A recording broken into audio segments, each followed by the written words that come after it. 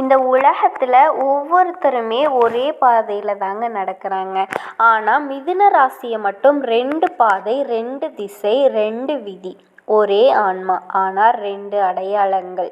சொல்லப்போனால் மிதுன ராசி மிதுன ராசி இல்லைங்க, அது ஒரு யுக்தினே சொல்லலாம். மிதுன ராசிக்காரங்களே, உங்களுக்குள்ள ஒரு ரகசியம் இருக்குது. அது உங்களுக்கு தெரியுமா? உங்களுக்குள்ள 2 குரல்கள் பேசும். மனசாட்சின்னு ஒன்று சொல்கிறேன் இல்லையா, இதை செய்யுங்க, இதை செய்யாதீங்க சொல்கிற இடத்துல, முடிவெடுக்கக்கூடிய இடத்துல நமக்கு ஒன்று பார்த்திங்கன்னா, ஒன்று தொடங்கு இல்லை முடி அப்படின்னு சொல்கிறேன் இல்லையா. ஆனால் இவங்களுக்கு மட்டும் ஒரே நேரத்தில் ஒரு மனசு என்ன சொல்லும், ஒரு குரல் என்ன சொல்லும், தொடங்கு அப்படின்னு சொல்லும். இன்னொரு குரல் என்ன சொல்லும், இல்லை இல்லை தொடங்காத, வெயிட் பண்ணு அப்படின்னு சொல்லி தடுக்கும். அதாவது ப்ளஸ் இவங்களே மைனஸ் இவங்களே ப்ளஸ் அப்படின்னா எந்த ஒரு மாற்றமும் இருக்கிறதில்ல. ஆனால் இவங்க ப்ளஸ்ஸையும் மைனஸையும் மற்றவங்களுக்கு பயன்படுத்தினா அவங்களுக்கு ஒர்க் அவுட் ஆகுது, நமக்கு மட்டும் ஓரக்கட்டுது. அப்படிங்கிற மாதிரி விதத்தோட வளர்ச்சி தடைப்படுறதுக்கு காரணமாக இவங்களோட புத்தியே தான் இருக்குது. ஆனால் இப்போ காலம் மாறப்போகுது. இந்த கடைசி 2 மாதம் வருஷத்தோட இப்போ உங்களுக்கு எப்படிப்பட்ட வாழ்க்கையை மாறப்போகுது?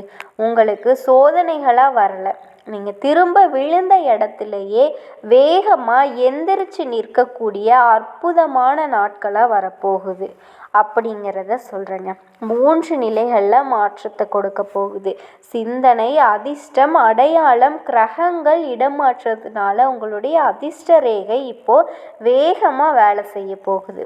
இது நாள் வரைக்கும் துரதிர்ஷ்டசாலியாக நம்ம அப்படின்னு நினச்சிட்டு இருந்த உங்களுக்கே நீங்களே ஆச்சரியப்படக்கூடிய அளவுக்கு அதிர்ஷ்டம் உங்கள் பக்கம் நிற்க போகுது. சில காலமாக நீங்கள் எதுவுமே பேச முடியாமல் மௌனத்தில் இருக்கக்கூடிய நிலையில் நேரம் காலம் கொடுத்துருச்சு. பழியால், துரோகத்தால், ஏமாற்றத்தால் உங்கள் நம்பிக்கை எல்லாமே நிறைய பேர் உடைச்சிருப்பாங்க. உசுரே போன மாதிரி நிறைய துரோகங்களை தாங்கி இருப்பீங்க. இது எல்லாமே உங்களை சுற்றி இருந்துச்சு. ஆனால் அது எல்லாமே உங்களை உடைச்சிருச்சு. நீங்கள் நினைக்கிறீங்க அது உங்களை உடைக்கலை, உங்களை அழகாக சிலை மாதிரி வடிவமைச்சிருக்கு. சோதனைகள் எல்லாமே உங்களுடைய வெற்றிக்கான அடித்தளமாக இருந்திருக்கு. அது இப்போ தான் நீங்கள் புரிஞ்சுக்க போகிறீங்க. இனி புதிய வடிவம் பெற போகிறீங்க, புதிய அதிர்ஷ்டத்தை அனுபவிக்க போகிறீங்க. புதிய முடிவுகள் அப்படிங்கிறது உங்களுக்கு திருப்பத்தை ஏற்படுத்த போகுது. இதோட இந்த நாட்கள் உங்களுக்கு சாதகம் என்ன பாதகம், எப்படி எந்தெந்த கிரகங்கள் உங்களுக்கு சோதனை கொடுக்குறாங்க, நீங்கள் எப்படி கையாளணும் அப்படிங்கிறது இப்போ சொல்கிறேங்க. ஒரு ராசியோட மாற்றத்தை, அதிர்ஷ்டத்தை மனுஷங்களால் மாற்ற முடியாதுங்க. ஆனால் நம்மளோட அதிர்ஷ்டத்தை மாற்றக்கூடிய அமைப்பு அப்படிங்கிறது கிரகங்களுக்கு இருக்குது. அந்த கிரகங்களை இயக்குறது நம்மளுடைய கர்மா, நம்மளுடைய மனசு, நம்மளுடைய முயற்சி. இப்போ உங்களுக்கு 4 முக்கிய கிரகங்கள் மிதுன ராசியோட வாழ்க்கையில் மாற்றத்தை ஏற்படுத்த போகுது. புதன், செவ்வாய், சுக்கிரன், சனி. முதல்ல புதனுடைய அதிபதி இல்லையா, உங்களுடைய மூளையுடைய வார்த்தை உங்களுடைய வெற்றி. மிதுன ராசிக்கு அதிபதியாக இவர் இருக்கிறதுனால உங்களுடைய ஆலோசனை, முடிவு, பேச்சு 3மே அதிர்ஷ்ட கதவை திறக்கக்கூடிய சாவியாக செயல்பட போகுது. பேசியே லாபம் சம்பாதிப்பீங்க. யோசிச்சா போதும், அது வெற்றி கொடுத்துரும். புத்திசாலித்தனமாக முடிவெடுப்பீங்க, அதன் காரணமாக உயர்வு இருக்குது. அதே போல் செவ்வாய் சண்டையா இல்லை மாற்றமாக யோசிக்கிறீங்களா, எதிரியை எதிர்கொள்கிறது, தைரியமான முடிவெடுக்கிறது, நியாயத்திற்காக போராடுறது, அதெல்லாமே வெற்றி பெறது. இது எல்லாமே உங்களுக்கு சாதகம். ஆனால் கவனிக்க வேண்டியது என்னன்னா, கோபத்தில் முடிவெடுக்காதீங்க, திடீர்னு வார்த்தையை விட்டுறாதீங்க. உறவுகளை பார்த்து பக்குவமாக கையாளுங்க. ஏன்னா உறவுகளில் மோதல் வர்றதுக்கு வாய்ப்பு இருக்குது. செவ்வாய் இருக்கிறதுனால வெற்றியும் கிடைக்கும், அந்த வெற்றியை சோதனையை கொடுக்குங்க, அதை கொஞ்சம் பார்த்துக்கோங்க. சுக்கிரன் உறவு, காதல், கலை, ஆட்சி. இதுதான் 60 நாட்கள் உங்களுக்கு அதிர்ஷ்டத்தை கொடுக்குங்க. ஸோ உறவுகள் சுமூகமாக இருக்கும், காதல் மீண்டும் உயிர் பெறும், காதல் கல்யாணத்தில் முடியும், பணவரவு நல்லா இருக்கும். பொருளாதாரத்தில் சிறப்பான உயர்வை பார்க்க போறீங்க. வீட்டில் நிம்மதி இருக்கும். சுக்கிரன் புதன் சேர்றப்ப இன்னும் கூடுதலான அதிர்ஷ்டம் உங்களுக்கு வேலை செய்யுங்க. இதை அடுத்து சனி பகவான் சோதிக்கக்கூடிய குரு, உங்களை தள்ளி விடாமல் காப்பாற்றுவாருங்க. சனி அனுபவத்தின் மூலமாக பலன் தரக்கூடியவர். ஸ்வீட்டை கொடுத்து கொஞ்சம் கூடவே காரத்தையும் சேர்த்து கொடுக்கறது. நல்ல பால் பாயாசத்தில் பச்சை மிளகா போட்டு கொடுத்தா எப்படி இருக்கும், அந்த மாதிரி இவர் உங்களுக்கு இந்த பொற்காலத்தில் கொஞ்சம் கொஞ்சம் சோதனைகளை கொடுத்து உங்களை கஷ்டப்படுத்தணும்னு நினைப்பாரு. ஆனால் உங்களோட பாதையோட முடிவில் வெற்றி தாங்க கிடைக்கும். சனி பகவான் தரக்கூடிய சோதனை பார்த்தீங்கன்னா மண்ணுக்கு அடியில் புதைச்சி வச்ச விதை மாதிரி தான். ஓகேங்களா? உங்களுக்கு தரக்கூடிய சோதனைகள் அந்த விதை முளைச்சி வர்றதுக்கான சூழ்நிலை தான். உங்களை உழைக்க வைக்கிறாரு. அதாவது நீயே தடுமாறி உளறது எல்லாமே உங்களுடைய சொந்த முயற்சியில் இருக்கும். ஸோ அந்த சமயத்தில் 10 பேருக்கு நீ வேலை கொடுப்ப, அந்த அளவுக்கு உயர்வை கொடுத்துருவாரு. அதே மாதிரி உங்களுடைய கர்மா முன்பிற நம்ம என்ன பாவம் செஞ்சோன்னு சொல்லுவோம் இல்லையா, போன ஜென்மத்தில் நம்ம என்ன பாவம் செஞ்சோன்னே தெரியல அப்படின்னு சொல்லியிருப்பீங்க இல்லையா, அப்போ நல்லதும் தானே செஞ்சுருப்பீங்க. அது எல்லாமே இப்போ உங்களுக்கு வேலை செய்யும். கவனமாக இருக்கக்கூடிய விஷயம் பார்த்தீங்கன்னா, சோம்பேறியாக இருக்காதீங்க, பழசை நினச்சி வருத்தப்படாதீங்க, முக்கியமாக மனசில் தேவையில்லாத சிந்தனைக்கு இடம் கொடுக்காதீங்க. இது எல்லாமே சனிக்கு பிடிக்காத விஷயம். ஸோ சனி பகவானுக்கு பிடிக்காத விஷயத்தை நீங்களே செய்ய வேண்டாங்க. ஒட்டு மொத்தமாக புதன் சுக்கிரன் செவ்வாய் இவங்க 3 பேரும் அதிர்ஷ்டத்தை உங்கள் பக்கம் திருப்பி வைக்கிறாங்கங்க. ஓகேங்களா? பொதுவாக சொல்கிறேன், புதன் பகவான் உங்களுக்கு திட்டத்தை போட்டு கொடுக்குறாரு. செவ்வாய் பகவான் அதை செயல்படுத்தக்கூடிய தைரியத்தை கொடுக்குறாரு. சுக்கிர பகவான் அதிர்ஷ்ட வாய்ப்பை கொடுக்குறாரு. சனி பகவானை பொறுத்த வரைக்கும் நிலச்ச தன்மையை கொடுக்குறாரு. இதுதான் உங்கள் வெற்றிக்கான 4 கதவுகள். ஸோ இந்த 4 கதவுகளுமே எப்படி உங்களுக்கு திறக்க போகுது? நீங்கள் ஓட வேண்டிய ராசி இல்லை, உங்கள் வாழ்க்கையை நீங்கள் ஓட வச்சு வெற்றியை முன்ன நிறுத்தக்கூடிய ராசி. இப்போ உங்களுக்கு வேலை, தொழில், எதிரிகள், உறவு, குடும்பம், காதல் ப்ளஸ் செவ்வாய் இது இணைவு அப்படிங்கிறது 3 பெரிய மாற்றத்தை கொடுக்க போகுது. புதிய வாய்ப்பு, இடமாற்றம், நீங்கள் கைவிட்ட வேலை எல்லாமே கிடைக்க போகுது. கைவிட்ட தொழில் உயிர் பெறும். உங்களால் எடுக்கப்பட்ட முடிவு உங்களை உயர்த்தி வைக்குங்க. ஒருத்தருக்கு கீழே வேலை பார்க்குறீங்க, தனியாக அரசாங்கத்தையோ ஆண்களோ பெண்களோ மேலதிகாரிகளுடைய பார்வை உங்கள் மேலே விழுங்க. பேசும் திறனால் அதிர்ஷ்ட வாய்ப்புகளை பெறுவீங்க. உயர் பதவி, சம்பள உயர்வெல்லாம் கிடைக்கும். பழைய தவறுகளை இப்போ சரி செய்யக்கூடிய நேரம். வியாபாரிகளுக்கு முதலீடுகளில் உங்களுக்கு ஒரு பயம் இருக்கு இல்லையா, நம்ம எவ்வளவோ பணம் போடுறோம், நமக்கு திரும்ப கிடைக்குமா அப்படின்னு சொல்லி தொழிலில் பயம் இருக்கும். அந்த பயமே வேண்டாங்க. நீங்கள் போடக்கூடிய முதலீடு பல மடங்கு பெருகும். புதிய தொடர்புகள் லாபத்தை கொண்டு வருங்க. புதிய ஒப்பந்தங்களில் கையெழுத்திடுவீங்க. ஒரு ஆண் தொடர்பு பெரிய வளர்ச்சிக்கு காரணமாக இருக்கும். ஆனால் இப்போ உங்களுக்கு ஒரு தப்பு மட்டும் பண்ணிடாதீங்க. அவசரத்தில் முடிவெடுத்து மட்டும் எதையுமே சொல்லிடாதீங்க. என்ன செய்யறதுனாலும் சரி, எந்த முடிவு நீங்கள் எடுக்கிறதுனாலும் சரி, அதில் பலகட்ட ஆலோசனைக்கு பிறகு உங்களுக்கு அதோட ரிசல்ட் தெரிஞ்சால் மட்டும், அதை பற்றின முழுமையான விவரம் தெரிஞ்சால் மட்டும் நீங்கள் அந்த வேலையை தொடணும், அதை முடிக்கணும். அதை நீங்கள் பார்த்துக்கோங்க. முடிவு வேகமாக இருக்கக்கூடாது, இதை தெளிவாக வச்சுக்கோங்க. அதே மாதிரி பணம் வரும் 2 இடத்துல, ஆனால் லீக் ஆகும். திடீர்னு குடும்ப செலவு வரும், திடீர்னு பொறுப்புகளால் செலவு செய்வீங்க. ஸோ அதிக வரவு இருக்கும், அதிக செலவு இருக்கும். ஆனால் சிக்கல் அப்படிங்கிறது முடிவுக்கு வந்துடுங்க. அதே மாதிரி ஆல்ரெடி கடனாளியாக இருக்கீங்க, நிறைய கடன் இருக்குமா, கடன் கழுத்தை திறக்கக்கூடிய அளவுக்கு இருக்குது அப்படின்னு சொல்லக்கூடியவங்க அந்த கடனை அடைக்கிறதுக்கான பணவரவு கிடைக்கும்.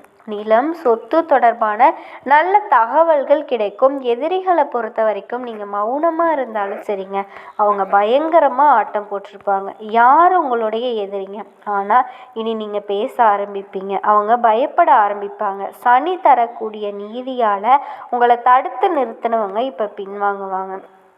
அடுத்தது குடும்பம், காதல், சுக்கிரன். இவர் தான் மேஜர் ரோல். இவரால் அந்த குடும்பம் சிறக்குங்க. ஸோ மனசில் இருந்த அந்த சோர்வு, அழுத்தம் நீங்கி மன அமைதி கிடைக்குது. குடும்பத்தில் 2 வேறுபட்ட கருத்துக்களால் சண்டை சச்சரவுகள் வந்த இடத்துல ஒரு முடிவால் கணவன் மனைவி உறவு சிறப்பாக இருக்குங்க. காதல் உறவும் சிறப்பாக இருக்குங்க. காதல் எல்லாம் ஒரு குறையுமே சொல்ல முடியாது. அதே மாதிரி கண்டிப்பாக உங்களுடைய வாழ்க்கை துணையும் உங்களுக்கு சிறப்பாக அமைவாங்க. நவ கிரகங்களில் இளமையான கிரகம், ரொம்ப இளமையான கிரகம்னு சொல்லக்கூடிய புதன் பகவானை ராசி அதிபதியாக கொண்டு வலம் வரக்கூடிய மிதுன ராசி அன்பு சொந்தங்களுக்கு வணக்கங்க. எல்லாரும் எப்படி இருக்கீங்க? தனிமரமாக நிற்கிறீங்க. எந்த ஒரு விஷயத்துக்கும் தைரியமே இல்லாமல் ரொம்பவே முடங்கி போயிட்டீங்க. மிதுன ராசிக்காரர்களே, உங்களுக்கு நிகழக்கூடிய அதிசயம் அலட்சியப்படுத்தாமல் இந்த பதிவை முழுசாக பாருங்கள். உங்கள் வாழ்க்கையில் இருக்கக்கூடிய அவிழ்க்கவே முடியாத கஷ்டங்களை தரக்கூடிய சூழ்ச்சி முடிச்சுகளை அவிழ்க்க இந்த பதிவு உங்களுக்கு பலன் கொடுக்குங்க. மிதுன ராசி பொதுவாக புதனோட ஆதிக்கத்தில் பிறந்த ராசியாக இருக்கட்டுங்க.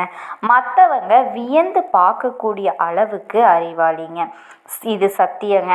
ஏன்னா மற்றவங்க உங்களை பார்க்குற விதத்தில் உங்களுடைய படைப்பாற்றல் வெளிப்படுது. எப்பா சாமி, இவங்களுக்கு இருக்கக்கூடிய புத்தியில் 1% நமக்கு இருந்தால் கூட நம்ம எங்கேயோ போயிடுவோம் அப்படின்னு மற்றவங்க பார்த்து வியந்து தான் இருக்கிறாங்க. ஆனால் நம்மளோட புத்தியை நமக்காக தான் நம்ம பயன்படுத்துகிறதே இல்லையே. ஸோ இது ஒரு புறம் இருக்கட்டும். மிதுன ராசியை பொறுத்த வரைக்கும் வாழ்க்கையோட சூட்சமத்தை சொல்ல போகிறேங்க. மிதுன ராசியை பொறுத்த வரைக்கும் நிறைய தகவல்கள் உங்களுக்கு பயனுள்ளதாக இருக்க போகுது. ஸோ ஆன்மீகத்திற்கும் உங்களுடைய அறிவாற்றலுக்கும் பொருந்தக்கூடிய பதிவாக இருக்குங்க. கண்டிப்பாக நம்ம இதை தொடங்கிறதுக்கு முன்னாடி நமக்கு நடக்கக்கூடிய நல்லதுக்கும் கெட்டதுக்கும் பொறுப்பாக இருக்கக்கூடிய நவ கிரகங்களை வணங்கி இந்த பதிவை நம்ம தொடங்கலாங்க. உங்களால் முடிஞ்சதுன்னா திருப்பி சொல்லுங்கள், ரொம்ப நல்லதுங்க. ஏன்னா நவ கிரகங்கள்லேயும் வசியம் செய்யக்கூடியது தான் இந்த மந்திரம். ஓம் சூர்யாய போற்றி, சந்திரனாய போற்றி, அங்காரகனாய போற்றி, புதனாய போற்றி, குருவாய போற்றி, சுக்கிரனாய போற்றி, சனீஸ்வரராய போற்றி, ராகுவாக போற்றி, கேதுவாய போற்றி. இதோட உங்களுடைய குலதெய்வம் மற்றும் இஷ்ட தெய்வங்கள், அந்த தெய்வங்களோட பேர் எனக்கு தெரியாதுங்க. இப்போ முருகப்பெருமானை ரொம்ப பிடிக்கும். ஸோ என்னோட இஷ்ட தெய்வமாக ஓம் முருகப்பெருமானே போற்றி போற்றி. இப்படி நீங்கள் உங்கள் குலதெய்வத்தோட பேர் சொல்லி நீங்கள் அவங்கள வணங்கிக்கிறது ரொம்ப ரொம்ப நல்லதுங்க. ஓம் முருகப்பெருமானே போற்றி போற்றி. இதே மாதிரி உங்கள் குலதெய்வத்துக்கு பின்னாடியும் இஷ்ட தெய்வத்திற்கு பின்னாடியும் ஓம் போற்றி சேர்த்து சொல்லுங்க. இந்த நேரத்தில் மட்டும் இல்லைங்க, எந்த ஒரு விஷயத்தை நீங்கள் தொடங்கிறதுக்கு முன்னாடியும் உங்கள் குலதெய்வத்தையும் இஷ்ட தெய்வத்தையும் வணங்கிட்டு செஞ்சீங்க அப்படின்னா நீங்கள் உங்கள் கஷ்டத்தை தீர்க்கிறதுக்கான தீர்வை தேடி போகிறீங்கன்னு அர்த்தங்க. எல்லாத்தையும் விடுங்க. அனுதினமும் உங்கள் வீட்டிலேருந்து கிளம்புறீங்க. ஒரு வேலை காரணமாக ஆண்களாக இருக்கட்டும் பெண்களாக இருக்கட்டும், நாங்களாம் வெளில போகலாமா, வீட்டில் தான் இருக்கோம் அப்படியா, தினமும் காலையில் எந்திரிச்சு நம்ம படிக்க விட்டு எந்திரிச்சு குளிச்சு முடிச்சுட்டு முகமாவது கழுவிட்டு தெய்வத்தை நினைப்போம் இல்லையா? அந்த சமயத்தில் இந்த மந்திரத்தை சொல்லிட்டு உங்கள் வேலையை தொடங்குங்க. எதுவாக இருந்தாலும் சிறப்பாக இருக்குங்க.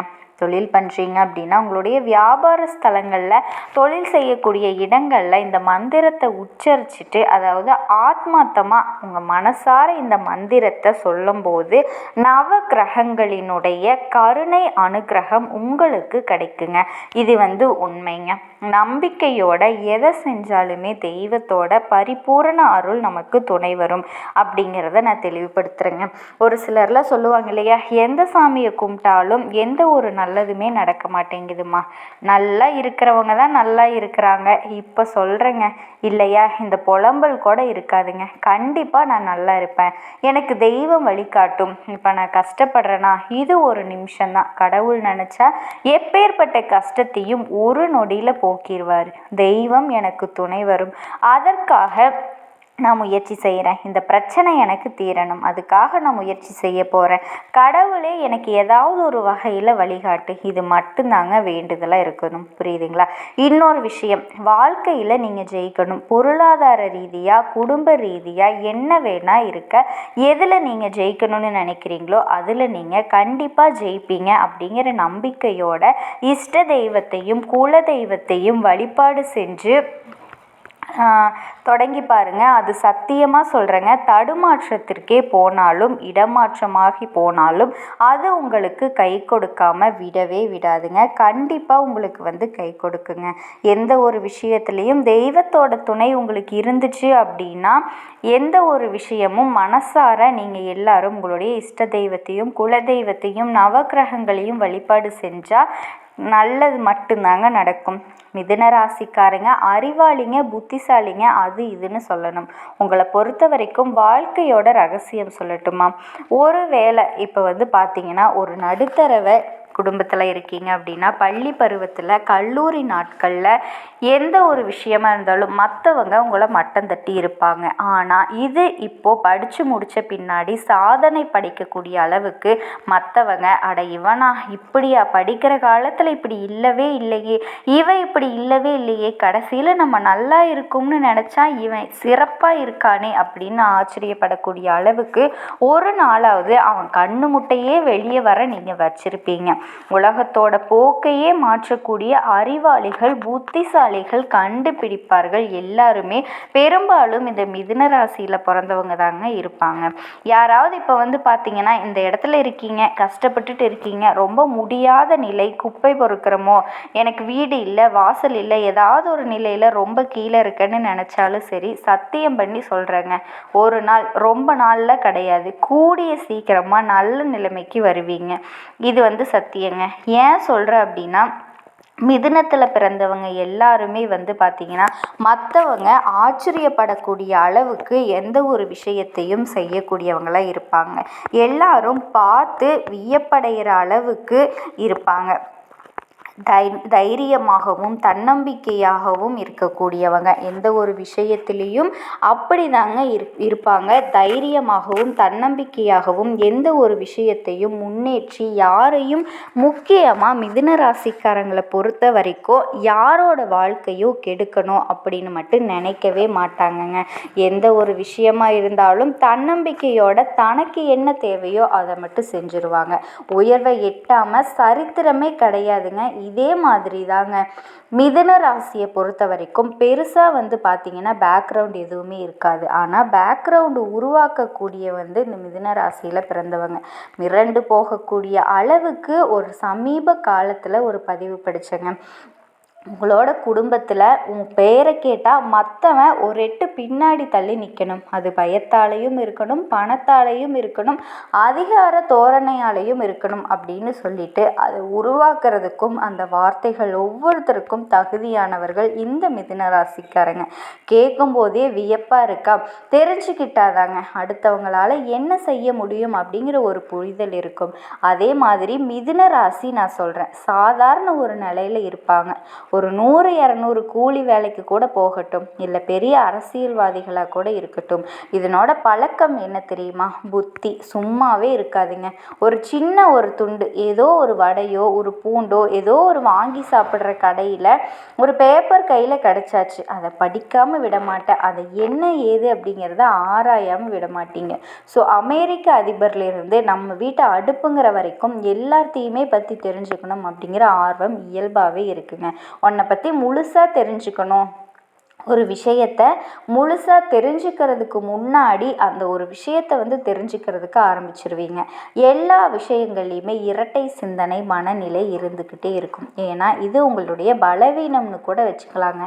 மற்றவங்களுக்கு அறிவுரை கூறுதலில் ரொம்பவே பக்குவசாலிங்க. இக்கட்டான சூழ்நிலையை கொண்டு இவங்கக்கிட்ட புலம்புறாங்க, இந்த மாதிரி ஆயிடுச்சுப்பா அப்படின்னா அந்த பிரச்சனை இவங்க வாழ்க்கையில் நடந்திருந்தால் அது எப்படி இவங்க சரி கட்டியிருப்பாங்களோ அப்படி சொல்லுவாங்க. ஆனால் பார்த்தா ஒரு ஒரு கற்பனை அறிவு தாங்க இவங்க கிட்ட இருக்கும். இப்படி செஞ்சு பாரு, வேலை கரெக்டாக இருக்கும், இவங்க சொன்னது நடந்திருக்கும்பா. இப்போ இவங்களையே சார்ந்து வந்து பார்த்திங்கன்னா பெரிய நட்பு கூட்டம், உறவுக்காரங்க எல்லாருமே இவங்க பின்னாடி அப்படியே சுற்றுவாங்க. கூட்டமாக இருப்பாங்க.